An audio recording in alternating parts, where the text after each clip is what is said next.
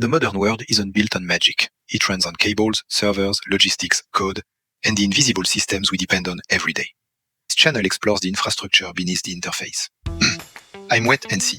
Using NotebookLM, curated sources, and my own technical direction, I break down complex systems into something understandable without stripping away the reality behind them.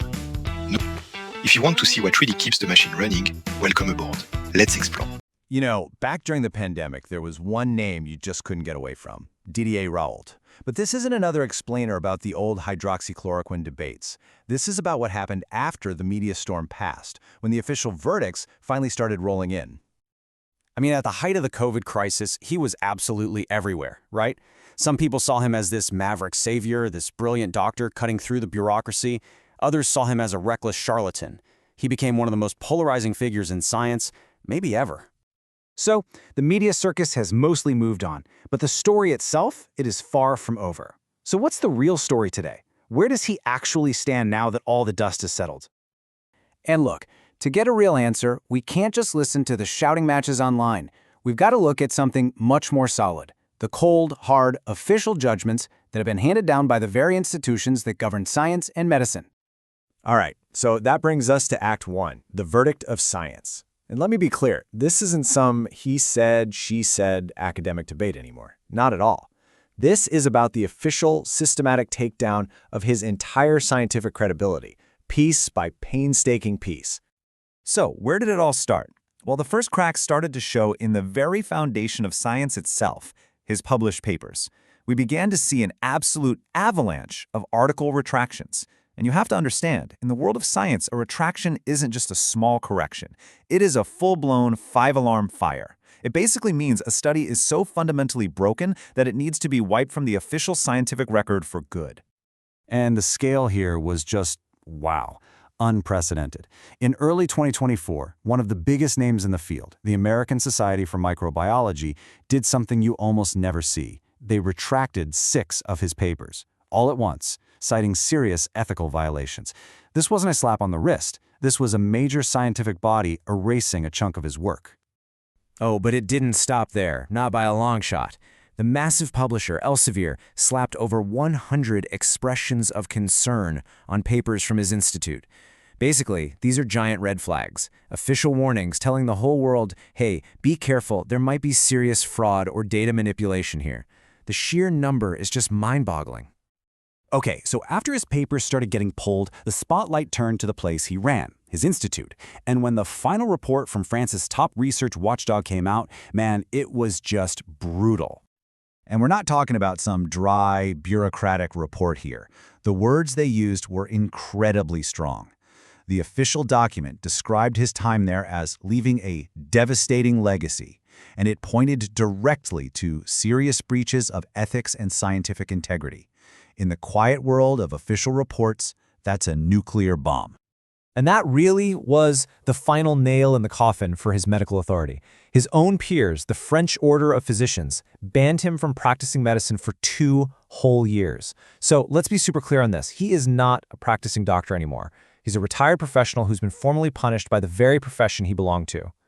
So, what do you do when you've lost the scientific argument? When the institutions have all ruled against you? Well, you don't give up. You just change the battlefield. And that brings us to Act 2, Raoult's new strategy, moving the fight from the lab to the courtroom and the media. You see, in science, there's a process, right? Someone questions your work. You show them the data. You defend your findings. It's how science moves forward. But Raoult's team, they went a completely different route. They brought in the lawyers. And this wasn't a one-off thing. It became a playbook, a strategy that many are now calling a gag procedure. It's pretty chilling how it works. Step 1, a scientist, a real expert in finding fake data named Elizabeth Bick, spots some really weird stuff in his papers, like manipulated images, and she asks about it publicly. Step 2, instead of just showing the data and clearing things up, his team files a criminal complaint against her. They accuse her of harassment and extortion. And then step 3, the online pressure campaign begins. It got so bad that one of his closest colleagues actually tweeted her home address to the world, triggering a wave of vile threats. I mean, this got so out of hand that France's top scientific body, the CNRS, had to step in. Their ethics committee released a statement calling these lawsuits unacceptable strategies of intimidation.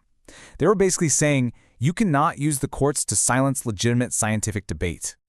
So with his credibility in the scientific world basically shot, he had to find a new audience. He switched stages, moving from the peer-reviewed journal to the podcast mic, embracing alternative media that doesn't really care about peer review.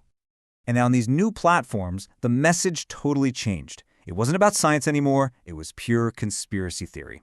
He started launching broad attacks on systemic corruption in the pharmaceutical industry, calling established scientific consensus a fantasy, and constantly painting himself as this poor, persecuted martyr. And you know what? This quote from one of those interviews just says it all. He boils everything down to this cartoonish good versus evil story. You just have to look for where the good guys are. Then you can look for where the bad guys are. And in his story, guess who the good guy is? It's him, which means anyone who dares to check his math must be one of the bad guys. But look, this isn't just some academic drama about papers and lawsuits. There was a very real, very serious human cost to all of this. And that's maybe the most disturbing part of the whole story. Okay, so after whistleblowers started sounding the alarm, France's National Medicine Safety Agency, think of them like the FDA in the US, launched a major, full-scale investigation into his institute's research practices. And what they found was, frankly, shocking. Their official report found serious shortcomings. And worse, they discovered that his institute had been running completely unauthorized clinical trials. And get this, the people in these illegal trials were patients with tuberculosis. Many of them were extremely vulnerable. Some were even homeless. And all of this was done without the proper legal or ethical approvals. It was so bad, the agency handed the whole case over to prosecutors for a criminal investigation. So when you strip everything else away, it really comes down to this simple, stark contrast. The scientific method says, if you're challenged, you show your work, you present your data. Raoult's method, sue your critics, threaten them. It's not about finding the truth anymore, it's about winning a fight by any means necessary. And that's what leaves us with this huge, lingering question. And it's not just about Didier Raoult. When someone so famous, so public, breaks the fundamental rules of science so flagrantly, how does the scientific community even begin to pick up the pieces? How do you rebuild the public's trust when it's been shattered on a stage this big?